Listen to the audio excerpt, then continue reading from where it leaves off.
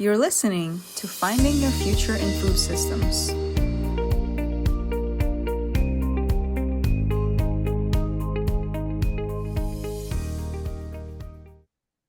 Okay. Good evening, folks. Good evening. Welcome to NAFSN. I am Natalie Cruz. I am one of the co-directors of NAFSN. I am also a writer, educator, and food systems professional who specializes in decolonized food work. I'm joining you this evening from New York City.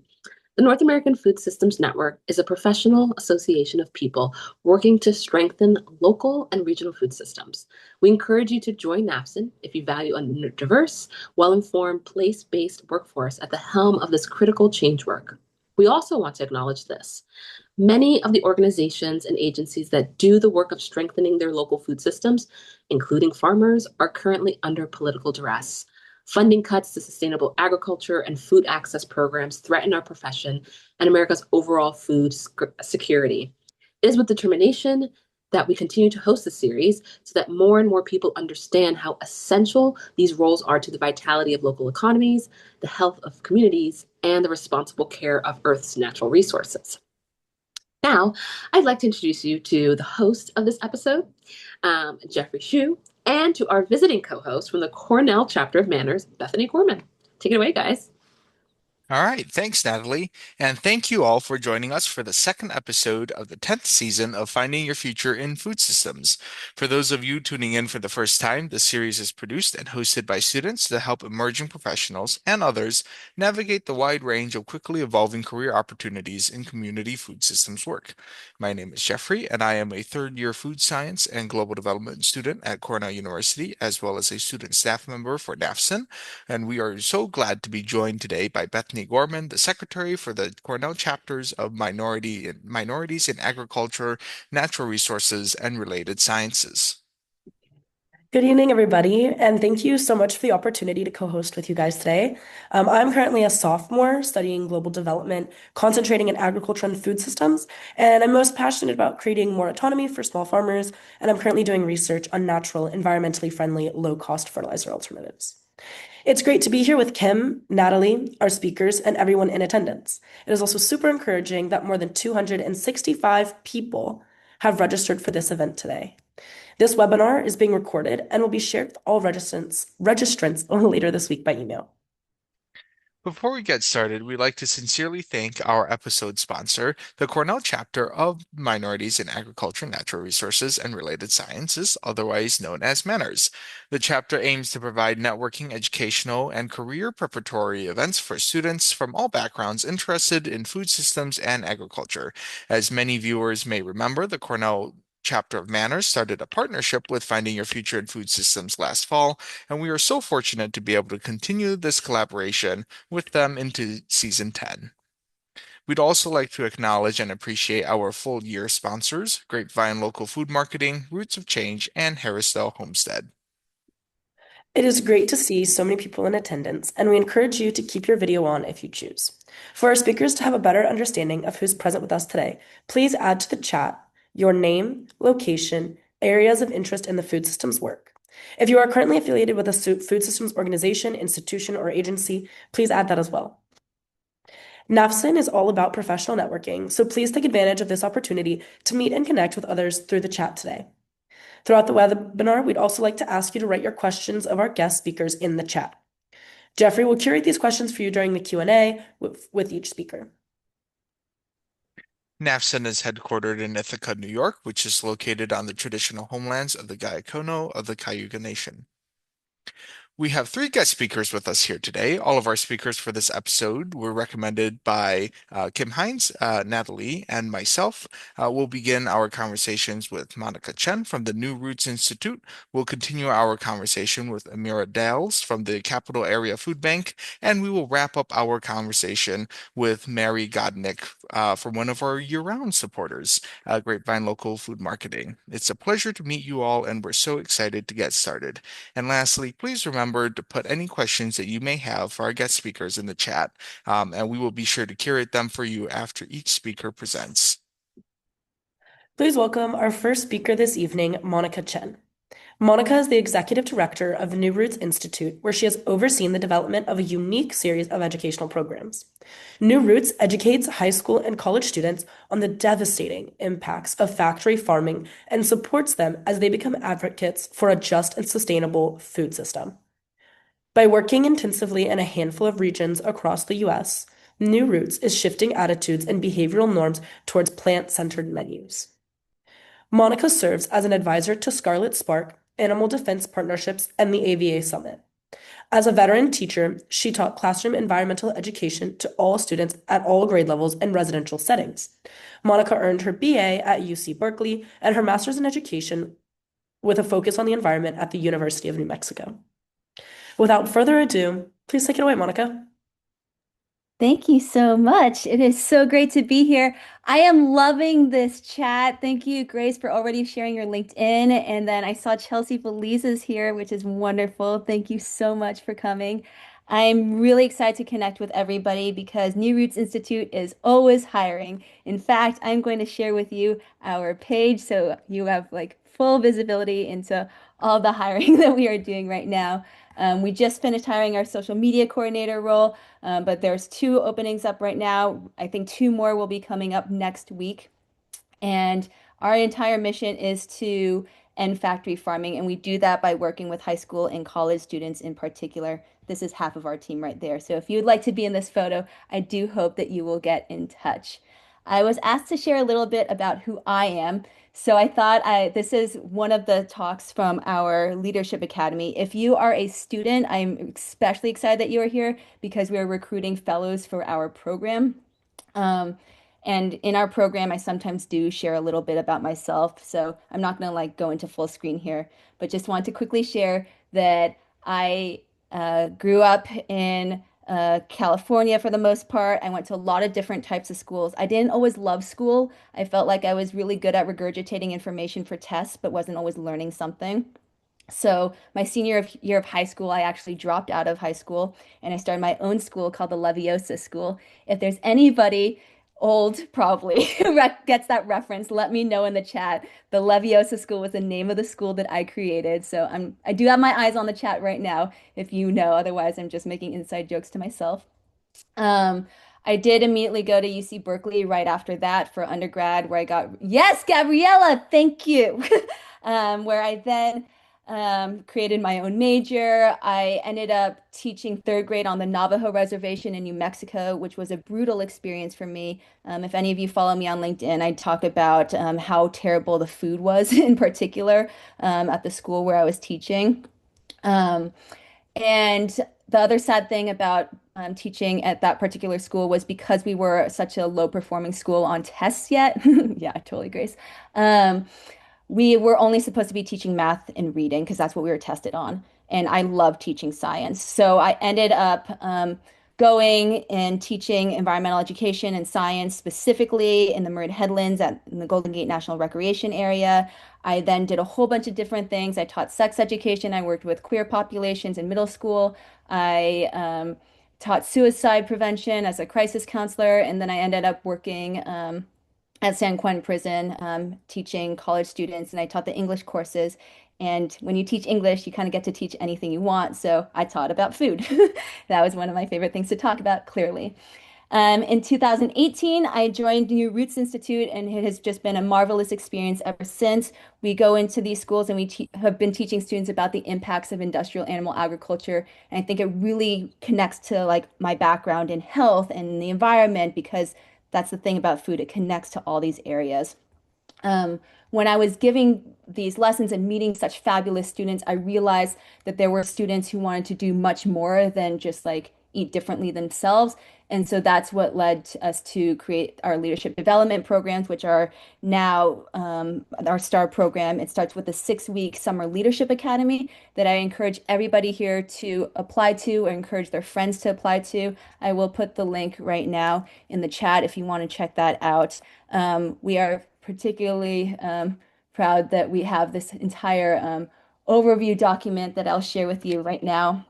And it shares a ton of information about the schedule, what you'll be learning, the academic year fellowship during the school year, you do get paid for. It's $2,500 and you're running campaigns at your school in three different areas. Sustainable dining, so that's like removing like the upcharges on like non-dairy milks, or like getting your university to commit to like more plant-based options, things like that. There's also like legislative advocacy, like banning octopus factory farming. There's curricular advocacy, trying to get more um, conversations about food and factory farming like in school curriculum, like at the university level, which is really exciting. So that's what our students do. And students are actually well positioned to do that work in a way that like us on the outside who are not students and like representing nonprofits like truly can't. Like it really does help to have like the customers on the inside doing that work. We also pay uh, our alumni to come back and join us as teaching fellows, which is another opportunity to like really expand your skills. Ultimately, we have a pretty phenomenal alumni network of over 600 alumni across the world at this point. And I think that that is what is like truly special about our program and what you can carry with you like in your life and in your career. Because I think that if we want to end factory farming, we need people with like that anti-factory farming lens in government, working in those environmental organizations, like just making sure that this topic stays pertinent. And I know that our alumni have done incredible work supporting each other, helping each other find jobs, etc. Um, so I don't know if I need to go over this entire Leadership Academy overview because that it's a lot of information. I put it in the chat if you're interested. It talks about the program structure, what you're doing. You are placed in cohorts. There's different types of programming that you take part in. There's like examples of the different types of sessions, ranging from like how are you going to, uh, let's see, navigate difficult conversations and public pushback, to how are you going to leverage your careers for change. This is an example schedule. Again, there's like these different focus areas. So what's really cool about our programming is that you can be majoring in pretty much anything and still find overlap here. Um, because that's honestly what it's going to take to change the food system. Like it can't just be through the lens of only law and policy. Like there's these feedback loops. Like you need to make sure that like the environmental organizations in business, like it's all like talking about like how can we improve the food system? We need all those different angles. We have some of the best networks of people, including North American Food Systems Network, that we are connected to. But here's some examples of our speakers. There's a lot of peer mentorship. There's electives involved in all this. My goodness, what a lot of electives! What a lot of campaigns! I am not going to share all of this. Here's somewhere places where our students end up. Okay, so that is that. I've been encouraged to also just share my LinkedIn and my contact information with all of you. So I will be putting that in the chat. I have recently, in the past year, become a major LinkedIn person. It's a new thing. I think it's fantastic. If you want a job, I believe that you should spend time on LinkedIn. I truly do. Anybody want to back me up on this? I don't know.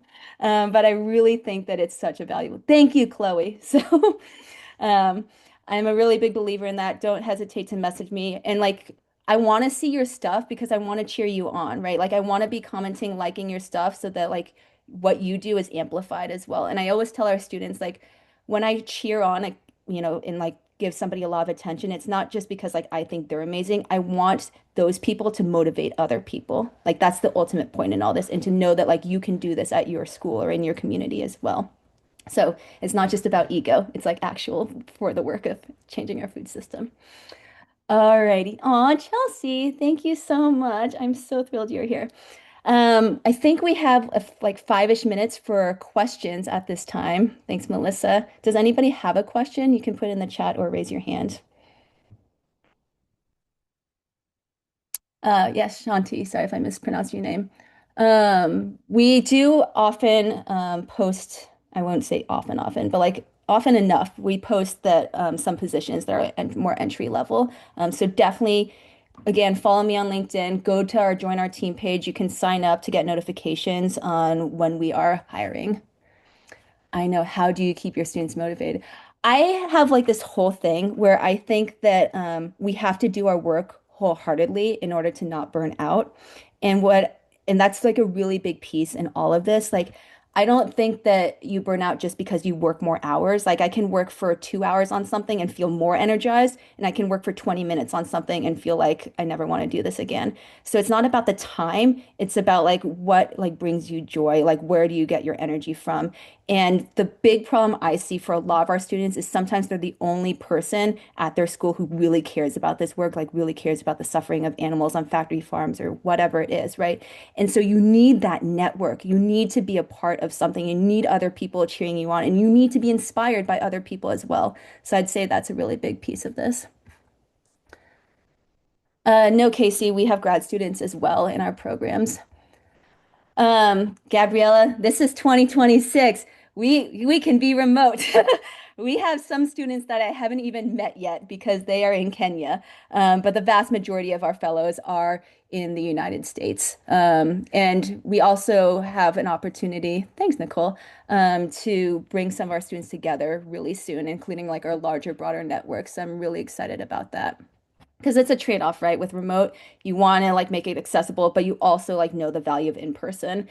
We also have a travel fund that our alumni and fellows can apply to get funding to like try and attend conferences a little bit more locally. But in general, there are some summits and events. Like, are any of you in Palo Alto, California? A whole bunch of us are going to like the Food for Thought Summit at Stanford in April. And if you don't know about that, send me a DM on LinkedIn.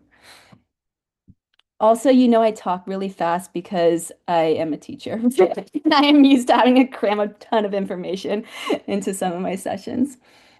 Uh, yes, any other questions? Yes, I have a couple of questions Go, go. from the NAFSID side. Sure. So would you be able to expand a little bit more on the funding sources that New Roots has been able to develop for one, your fellowship program, and then for two, your policy work? Yeah. This is such a good question. And by the way, I never knew that I'd be a fundraiser. Like it's not like I was a little kid who dreamed one day I'm going to be a fundraiser, but it's now like a big part of what I do. And I think it's really just about like telling our stories, like amping other people up. Um, a lot of our funding comes from like different foundations and like individual donors. So I've learned a lot about building relationships. We list a lot of like our partner organizations and funders on our website as well, so you could like check those out specifically. I can't recommend Food System Stewards enough if you are like your own organization and you're looking to get like more support with your grants. I often host some fundraising talks myself, so again, like just stay connected with me and like we'll probably meet up or I can send stuff to you because I really think that all of us who fundraise need to be like working together and supporting each other because sometimes it can be hard. And if we find that it's too hard, then we end up in a scarcity mindset. And then we start only thinking about ourselves and our own organizations and our own work.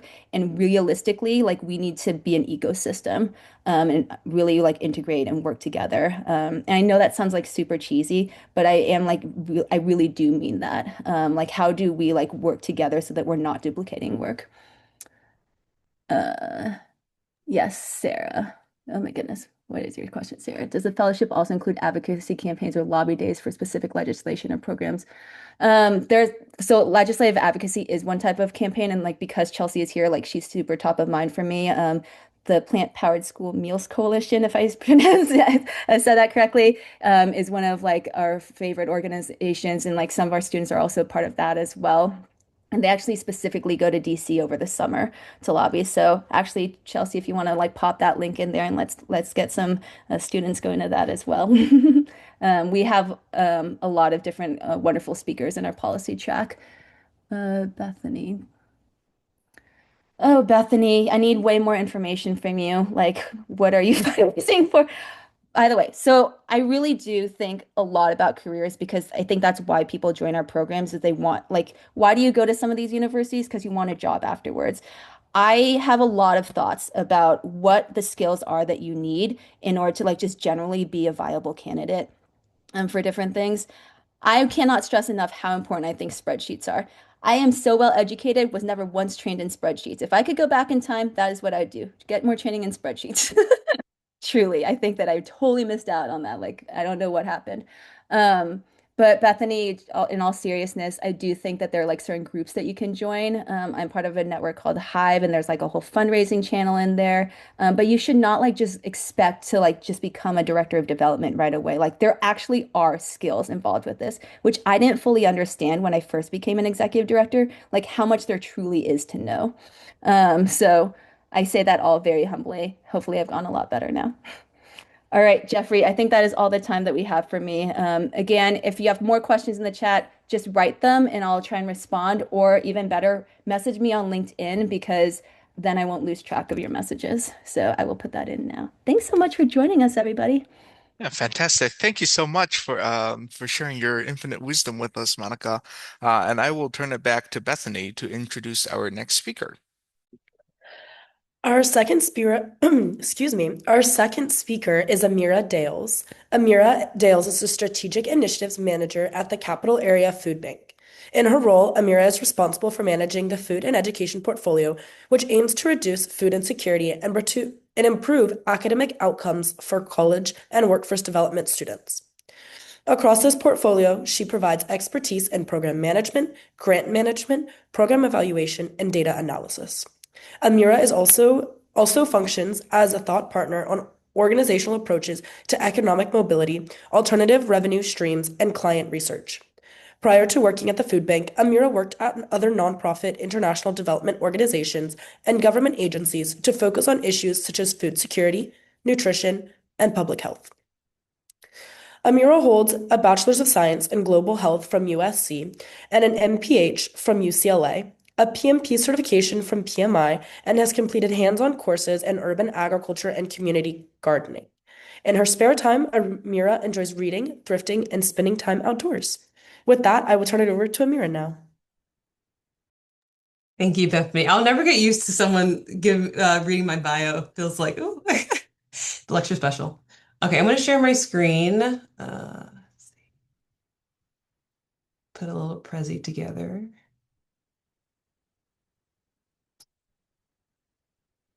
Can folks see that okay? Okay, great. So thank you to everyone at Aspen and our host for inviting me today. I'm really excited. My name is Amirah Dales. I'm a Strategic Initiatives Manager at the Capillary Food Bank that is based in Washington, D.C. So a little bit about myself. Bethany gave a wonderful intro, but some more things. My hometown is Dresher, PA, which I typically just say Philly because that's easier to say than describe where Dresher is. In my free time, I like to do spending time outdoors, thrifting, weightlifting, baking, and I like to think of myself as a amateur bird watcher. I got into that recently. And in my free time, I also play as a half elf ranger in a D&D campaign. That's a fun fact about myself.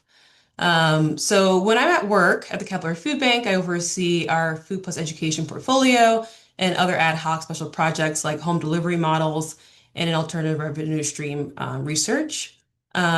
The food plus education portfolio is the bulk of my work though, which I will get more into like what those details are later. So I oversee on a day-to-day basis like project management. That could be like standing up new partnerships and maintaining operations with current ones. I also do budget management, so tracking grants and working closely with our development team on new funding opportunities. Also oversee stakeholder management, fielding questions from partners and checking in to see to make sure things are running smoothly. And I also do evaluation and research, so it includes survey design, data collection analysis, qualitative collection analysis, as well as working closely with our partners to request client data. And I also have a direct report, so I, on a daily basis, supervising and providing mentoring opportunities. So a little bit about the Capillary Food Bank. I'm sure everyone has heard of what a food bank is, but the Capillary Food Bank, CAFB for short, which I'll reference, has been operating since 1980 in the DMV area. So that's, Washington, D.C., Southern Maryland, as well as Northern Virginia. So our bread and butter when it comes to addressing food insecurity is like direct distribution models, food procurement, which includes food rescue, as well as supporting our network of pantries directly serving the community, so like our pantry network. What is unique to the Capillary Food Bank, and which has become a more of emerging trend across food banks across the country, is a shift in how we address food insecurity and hunger, right? So at CAFB, we have a dual focus, what we like to call food for today and food for brighter futures tomorrow. I like to think of this as like, how can we serve the line as well as like end the line at the same time? We ultimately want to work ourselves out of a job. Like that's the goal. We want to see more people who are food secure, and one way of doing this is to address the root causes of hunger, which is poverty.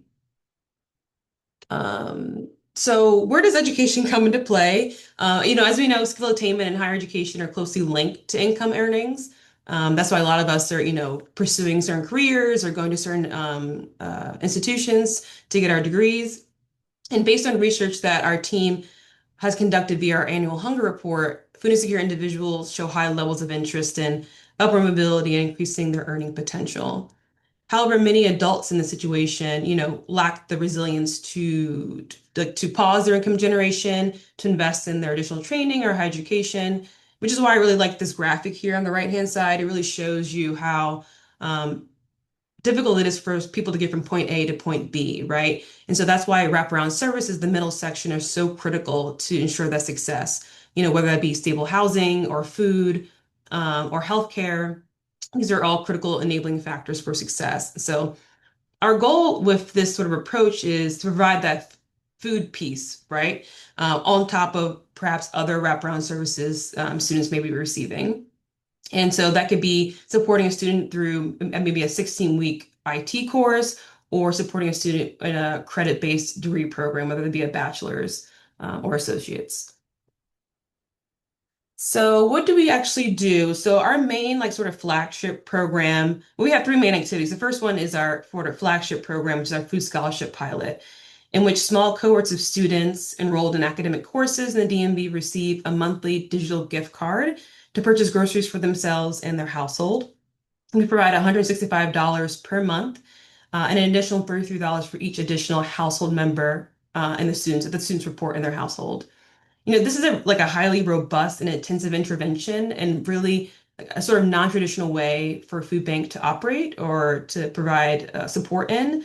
And the reason why it's so intensive is because of course, the cost, but as well as the level of measurement that we do. So we're measuring for an impact on food insecurity. We're measuring for an impact on academic outcomes, as well as GPA and course success, as well as post-completion outcomes, such as job placement and increased earning. We also provide food pantry grants, so helping our academic partners to build their on-campus pantries, whether it be for infrastructure, marketing awareness campaigns, or food procurement. We also host a one-day conference every year in the DMV that focuses on convening thought leaders to engage in conversations about addressing college hunger. The next one will be in October, which I welcome you all to who are in the area to attend. I can share that at the end of my time speaking. So how did I get here and doing what I think is pretty cool work? I can go back to 2012. I was starting out at USC, was a biochem major on the pre-med track, and I really wasn't enjoying my classes. I was really afraid of OChem. My friends had talked about the horror stories of taking OChem, so I was afraid. And I wasn't really sure if I was going to make it through. And I realized partly through that, I maybe would want to minor in global health. I heard about it from people in my dorm, and I really loved the idea of traveling as a part of my career. And it wasn't until 2014 that I decided to completely switch my major to global health, all because of a documentary. I watched the Fed Up documentary, and it really opened my eyes to how much of a driver food is in our public health environment. And that really speaks to the connectivity that Monica was talking about as far as how food is directly related to everything that we sort of interact with. And so I had no idea about this, and I really wanted to pursue it and learn more about the food environment and how it may function to make it better. So I set out on a journey to learn more about the local food system. During my undergrad, I took an internship as a seat-to-table intern at the Garden School Foundation, where I got to teach garden nutrition education to elementary school students. I got to get my hands dirty for the first time, learn about composting, and really try foods that I picked directly from the source. It was an incredible experience. Graduation came around, and I had to make a decision. Should I opt for global health, my major, or should I lean more into public health? I decided to stick with public health because I like working in my backyard. LA was such a great place to go to school, has such rich diversity, culture, and such great food. And my first job was at the LA Regional Food Bank, my first real job, the LA Regional Food Bank. I was a AmeriCorps Vista member for a year, supporting their child nutrition programs, building capacity for their department. And then I eventually became a senior programs manager to help launch an innovative program to expand services to older adults in LA County. I really like testing out new models and doing something more innovative, so I really want to lean into that, as well as like testing the boundaries of what is traditional, what is expected for the organization to operate. And I also really like seeing the impact in the community because I was working with them on a daily basis. During my research at the LA Food Bank, I stumbled across the Master Gardener program. So I naturally had to sign up.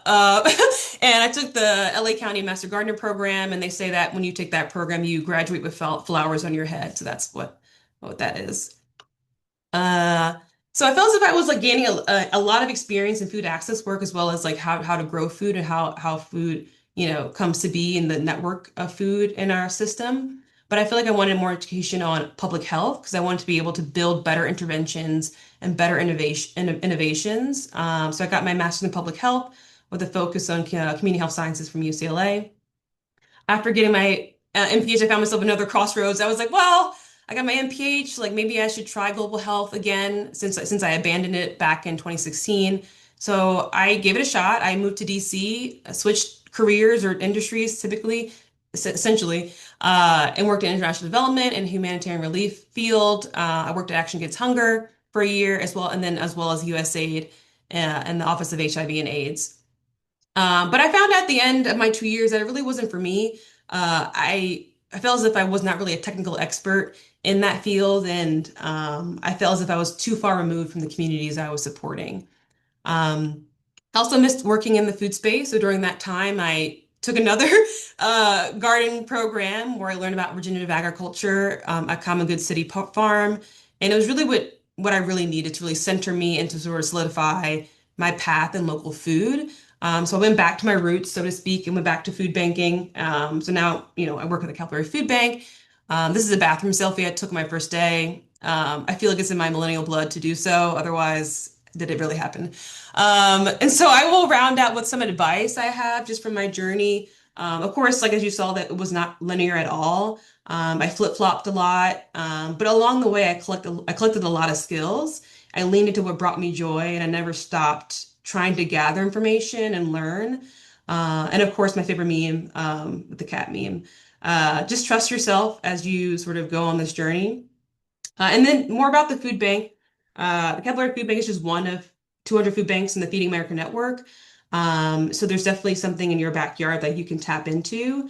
And there's a large workstream variety. I work in the strategic initiatives department, but there's marketing and communications, there's advocacy and public policy. We have a garden on site, so there's a garden education program. We also have like a kitchen for nutrition education. There's a lots of things that you can do here, and you can really lean into different departments. And a lot of our work is collaborative across departments. You also have an opportunity to focus on a certain subpopulation, right? So in my experience, I worked with children, I worked with older adults, and now I'm working with college students. There's other ways to work with families if that's of interest to you as well. Of course, it's mainly local and regional because of the area and the service areas that we serve. But there's a lot of external collaboration that you could experience at a food bank. And lastly, I would say that, food banking, you need to be highly adaptive and mission oriented. That's the only thing that's going to really keep you going. Sort of like how Monica was talking about, like having the motivation to keep you going and keep you driven to support the work. But thank you so much. Happy to take some questions with the time I have left.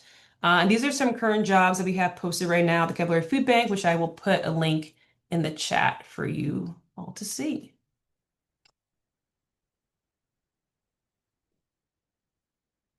All right. Well, thank you very much. Mira, I see one question from Lori, who asks if you can talk a little bit more about how you internally dealt with your career or interest crossroads that you Yeah. found yourself in.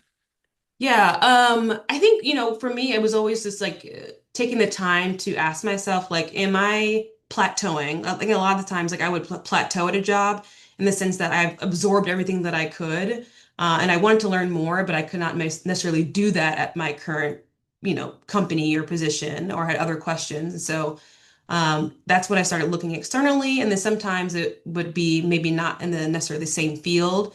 And so just I think just being brave enough to like switch industries if you wanted to, if you're curious about something else. Like a lot of our skills that we learn over time are transferable. So just making the case and being able to communicate that to whoever you're, you know, hoping to move to. And then I also have a question. Yeah. You had mentioned that all of the great programming that the Capital Area Food Bank is doing and sort of diversifying away from just the pure emergency food model Hmm. of just giving out or distributing like donated food products. Is that the direction that you see food banking going in? Because Hmm. the food bank in the region of Rochester is FoodLink, Hmm. and they get a lot of stuff from Wegmans. So a lot Hmm. of their work is it's very important work, but a lot of it is just distributing that out to their partners. So do you Hmm. see sort of the push towards what Capital Area Food Bank is doing on a broader scale? I think like their bread and butter like will always be there. Like we can't um like lean too far over, you know what I mean? One, like those models are extremely, tend to be sometimes more expensive, and we want to make sure that we're addressing people's immediate needs today. So I think there'll be a healthy combination of both, but I don't think like direct distribution or like food rescue work would ever go away from like the food banks like central core. But yeah, there's a lot of more like FIM is another one. Sorry, food is medicine is another popular way to sort of address the root causes of hunger. And that's something that we do here as well as I've seen in other food banks and the network. Great.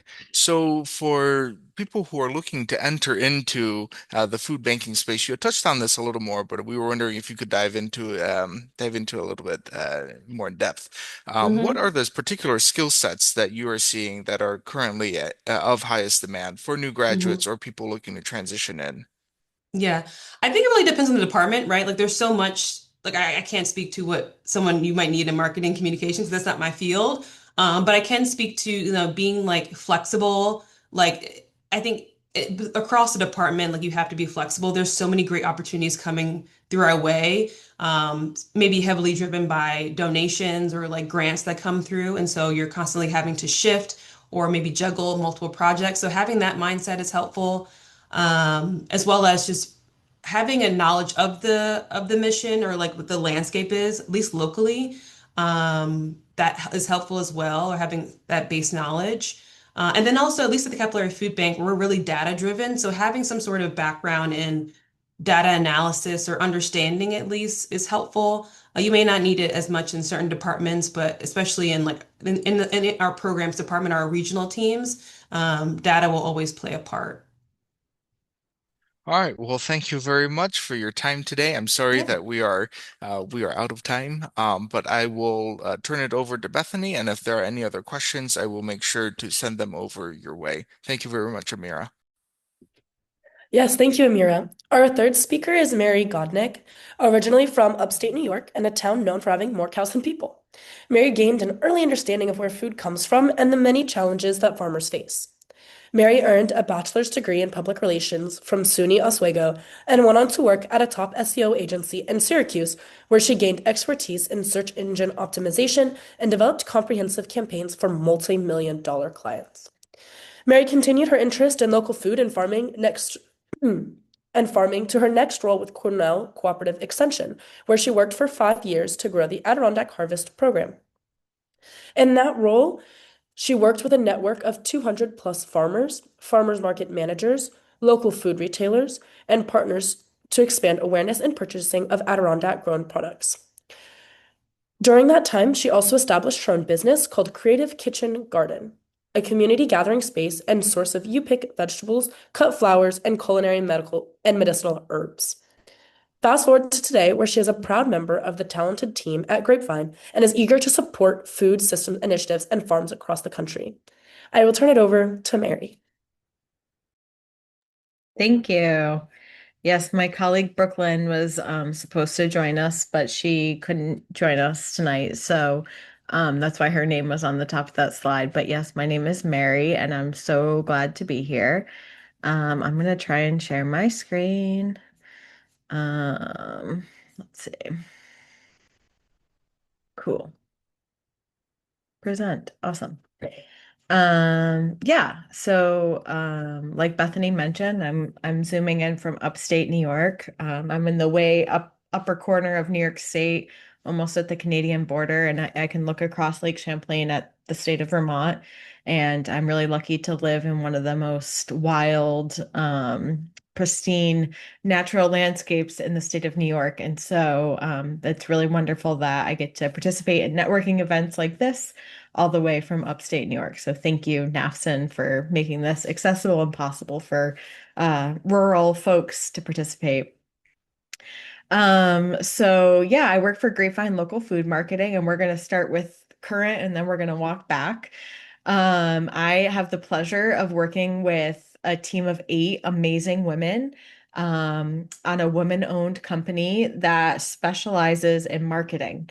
So we help farms, food system nonprofits, food hubs, food banks, public health organizations with their marketing needs. And we do it through a variety of different ways. We develop websites, we run advertising, we create print materials, we sit down and work through marketing strategies, and we do it all remotely, and we're located across the country.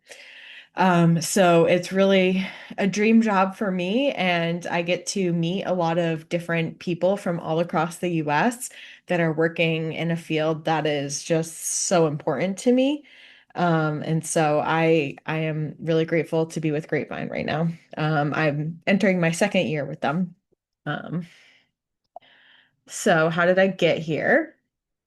I graduated from SUNY school in 2014, and I went to college with an undecided major. And the program at my college, Undecided Majors, was basically helping you figure out what your major should be. And so I ended up going the route of public relations. And I really liked public relations because it felt to me like a combination of business and psychology.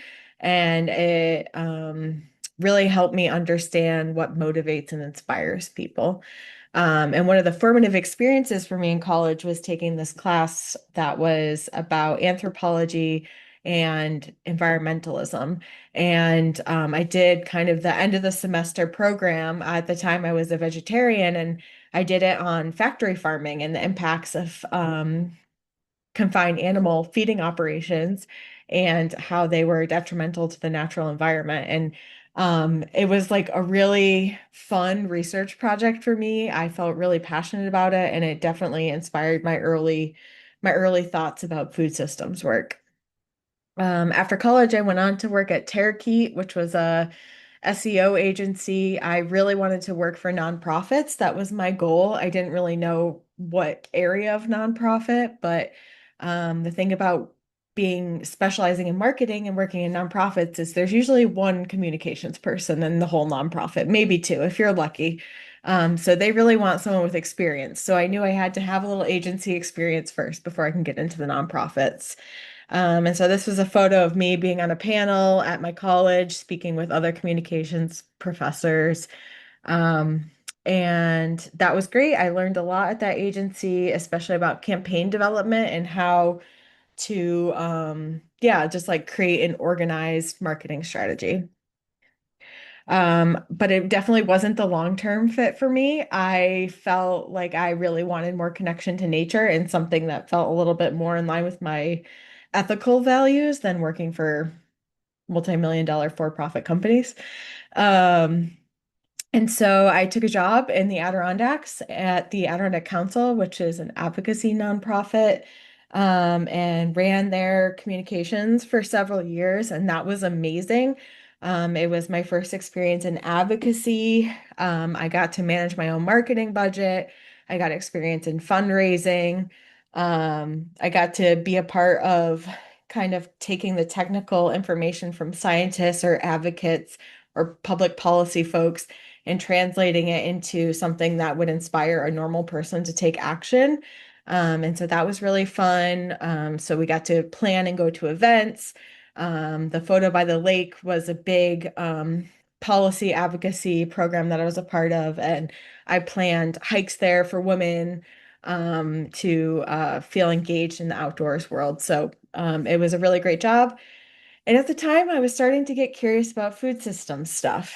I was reading books about farms. There's a really vibrant local food scene here. And we had a program that supported farms in implementing more environmentally sustainable practices. From there, I kind of followed that curiosity and went to work with Cornell Cooperative Extension, and ran their Adirondack Harvest program for several years, where I got to plan big events and write copy and do press outreach and apply for big grants, and facilitate big grants. And yeah, just lead a program that was something I hadn't really done before, top to bottom.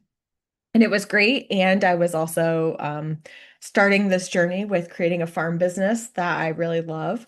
And I found that the busy time coordinating a project that supports farmers in my area meant I was busiest when I should be really farming. So that's when I moved on to Grapevine Local Food Marketing last year, and have grown my farm business significantly. I have a UPIC CSA that I facilitate, and I coordinate food access programs with our local WIC office, which is the picture of the little tot eating a green bean in the garden.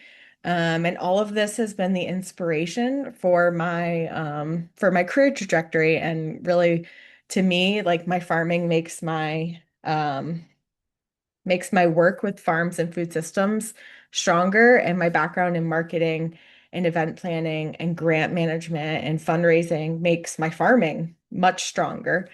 It really works well together. And continuing to work with Grapevine part-time, I get to continue to do the thing I love, which is growing things and sharing them with people, especially people who really need access to food and time in nature and a nice, relaxed place to have a chilled out nervous system. And hone in on my technical skills. So, what I do at Grapevine is I work with my team to meet with folks who are either farmers or work with nonprofits, or are, work in county or state agencies that are looking to implement food or farm focused projects. And we help them build a website. I will help write copy that aligns with the company. I will help them with very specific technical things that are challenging, like Google advertising or meta advertising. Um, we'll do email marketing support and help set up farms and organizations with email automation, so that when someone signs up for your email, you get an automated welcome that talks about your organization.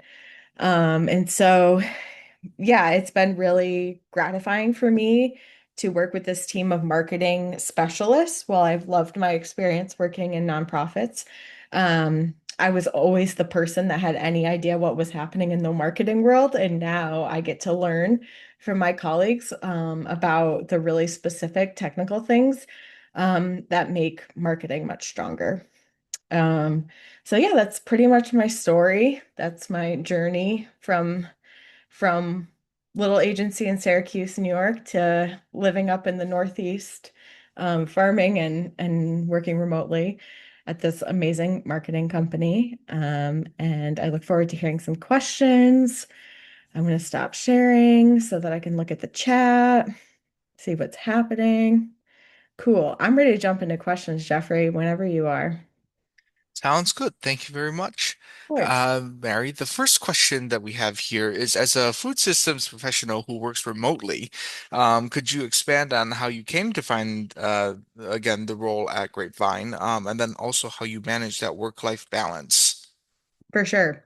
The internet. I found the job on the internet. Like we find most things these days, right? But the funny thing is, actually, they had been working with two farms nearby, so I got to work with local farms right off the bat, which was really awesome. How do I manage work-life balance? I mean, I feel like work-life balance is like something that can be a challenge, whether you're in a 9 to 5 office job or not. It's really about kind of the boundaries that you give yourself. Like it would be easy for anyone to be addicted to their email, no matter their situation. But I don't really have a choice with the farm work. I'm going to meet someone. I've got a load of compost coming. I can't really it makes that negotiation a little bit easier. Thank you. And then for our second question, McKenna posted in the chat, what are some unique challenges or opportunities that you face when implementing programs in rural communities compared to more urban or densely populated ones? Yeah, I think having um for me, I think my superpower is like the how hard could it be? Gene, which also I think is paired well with hope and like a vision for something that could be better. And I think a lot of times in rural communities, there's a lot of, well, this is the way it's always been done, and that will never work. And just like pessimism around things being better. And so I think one of the ways I've kind of worked around that is building a coalition of like thought leaders who will get behind your idea and say, yeah, that would be awesome. And then proving incrementally that you are capable of doing new things that are awesome. Um, I think that's the main thing. And then, of course, there's all these other things about like access to transportation and low population density and like all those other things that you kind of just have to work with too. All right, and there's another question from Ev who asks if you could expand a little bit more on your farm journey, on whether you started the farm or whether it was a partner farm. Oh, how much time do we have? Like 30 minutes? That'd be great. No, actually, so when I moved up to the Adirondacks for my job at the Adirondack Council doing advocacy, I stayed at an Airbnb on a farm, and it's this wonderful couple who owned the farm. And they had a person there growing vegetables, and I got to know them. I would have dinner with them every night. I stayed with them a month while I was looking for an apartment and became really good friends with them. Eventually moved out, found my own place, but they offered me space in their gardens to have like my own little community garden plot on their farm. And 9 years later, I haven't left. So they have shared their farm space with me over the last 9 years, so that I could have access to farmland, and they're in their retirement, so they feel really good about seeing it being used for such community focused programming. But yes, so I started the business on someone else's farm, and so now I'm leasing that space from them. But it was one of those things where I just felt like that's what I meant to do, is just connect people with plants and give people the experiences that I was getting, of just like returning to the essence of life, of like pulling a carrot out of the ground and bringing it home and eating it. Fantastic. Thank you. I think we have time for one more question.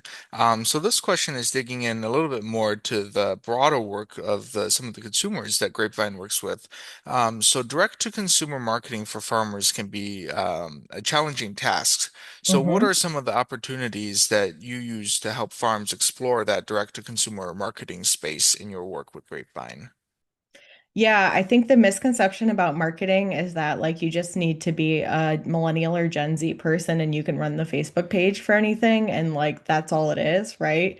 But it's actually a really highly specialized skill set, especially when you get into things like search engine optimization and like email marketing and advertising. There's a lot to know, and so for farmers, like they are experts in everything. They're their vet, they're their plant scientists, you know, they're their bookkeeper. So I think that's kind of one of the main reasons farmers come to us, is because they just recognize they have no interest in like learning that skill set. Um, so one of the main challenges, um, yeah, I think the direct to consumer marketing isn't actually that challenging. If you have those specialized skills and know how to use the platforms, a lot of times we just really suggest that farms have a really well communicating website that really shares what they do and why, makes it really easy for their customer to take action and do the thing they want them to do, whether that's book a farm tour or buy something online, and then have a strategy for engaging them, whether that's an email marketing system where they're constantly getting updates and you can keep giving them more calls to action, or yeah, just engaging them and through advertising or something like that. And so it's not complicated. The platforms are difficult. Yeah, it's really fun because I think farms have a lot of untapped potential when it comes to direct to consumer. And so getting to help them reach that potential is really cool. All right. Well, thank you very much for taking the time to share your experience with us this evening, Mary. And with that being said, I'm sorry we always end up running a little bit out of time, but we wanted to extend a big thank you once again to all of our speakers for sharing their experiences so generously with us during the second episode of our 10th season. The speakers' contact information shown here will be included along with a recording and an email sent to you later this month. So please keep an eye out for that. And with that, we are also excited to share some new long form episodes that we are releasing periodically in the 10th season. These lengthier episodes are pre-recorded with the goal of exploring various sections of the food system in depth. Our first two episodes feature a value-added tomato processing operation in Nigeria, Tomatrix, as well as a student-run grocery store called Annabelle's Grocery right here in Ithaca, New York. I was fortunate enough to join Mr. John Babadara over Zoom to discuss his motivations for starting a social enterprise, and Ms. Trisha Budgley, the teaching assistant for Annabelle's Grocery, in person at the grocery store to discuss some challenges and opportunities in working with college-age students and working with a small social enterprise on campus. Be sure to check these episodes out on the NAFSN website or on the NAFSN YouTube pages. To close, we'd like to surprise one participant who attended this live session of Finding Your Future in Food Systems with a complimentary NAFSN membership. Congratulations to Molly Lowe of Ohio for being randomly selected from the 265 registrants to receive a NAFSN annual membership this week.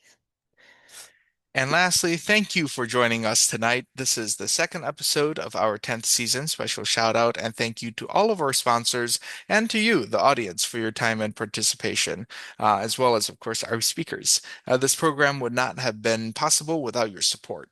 On the next episode, on April 8th, we will be featuring Janine Cava from the New Jersey Food Democracy Collaborative, Clyde Manzano from the Hawaii Food Plus Policy Organization, and Phil Sauer from the Iowa Valley Resource Conservation and Development Organization.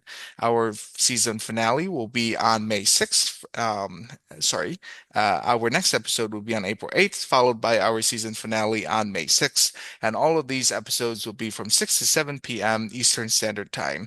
The registration link is available on the NAFSN website under the upcoming events tabs. And if you have any suggestions for any speakers or areas of food systems work that you would like to see us feature, please don't hesitate to contact the NAFSN leadership or myself directly.